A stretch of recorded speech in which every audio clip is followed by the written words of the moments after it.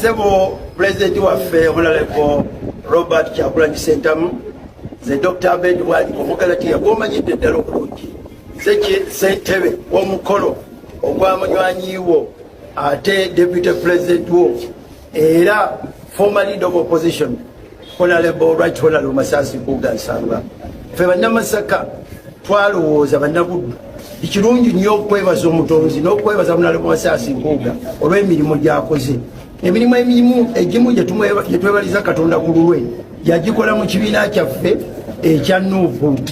Mmanyi nti ogijjukira bulungi kubanga wakola naye nga tuzimba ekibiina kino ate n'omwesiga n'omuwa obukulembeze bwe yakola obulungi. Twagala okwaniriza obeerewo nga twebaza omutonzi. Tugenda kutandika n'emmisa saawa 4 ekitovu Sports Arena w'omanyi obulungi. Wagenda kubeerawo abantu bangi naye gw'omu ku bagenyi be tusuubira okubeera naffe nga tujjaguza emirimu gy'omukulu ono omuweereza wa Mukama ate omuddu wa bannayuganda. Tujja kusanyuka okubeera naawe.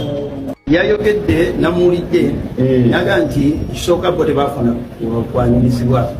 Nenjagala olwaleero bwe nakiwulidde n'akakiiko kaffe netugaa nti kaadi ze twabaweereza ziba tezabatuukako katuwandiike empya era olwaleero zize ne kaadi zino.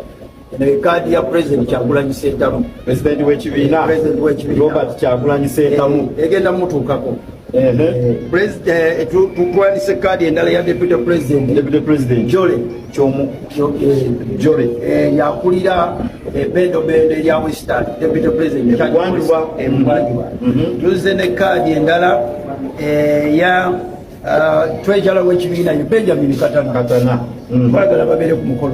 Tulina kaadi ya Chairman Fred Nyanzi ye chairman akulira informal sector.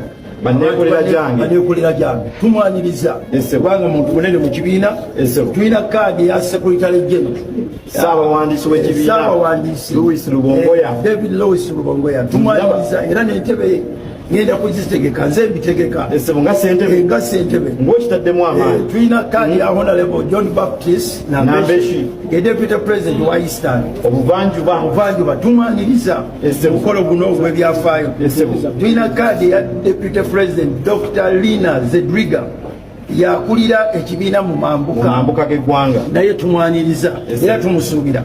Tulina kaadi ya spokesperson yennyini ate nga leader of opposition Right Honorable Joel Besekezi Ssenyonyi. Kaadi ye naye tugirina era kaadi zino ngenda ziteeka mu ofiisi ye ye spokesperson w'ekibiina. Bwe zituukaawo tewali ngeri kize zitatuuka era njagadde zibalage public ezitegeere kino ekigamba nti tebaaniriziddwa. Tetulina ngeri gye twaniriza bantu balala ate abakulira ekibiina kyaffe ne tutabaaniriza. Ate mabegakaawo nawulira President Kyagulanyi ng'ennyini nga yeeyogerera ng'aga nti emirimu Honorable Masasi Mpuuga gy'akoze yeetaaga okukolerayo akabaga ak'okumwebaza. Kati ffe ab'e Masaka twabasooseyo busoose. Ffe katutandikeko ku bubaga buyinza okuba obungi akakasoose k'e Masaka naye tusuubira nti ne pate yaffe lumu ejja kukolayo akabaga nga keebaza olw'emirimu emirungi Honorable Masasi Mpuuga gy'akoledde bannayuganda.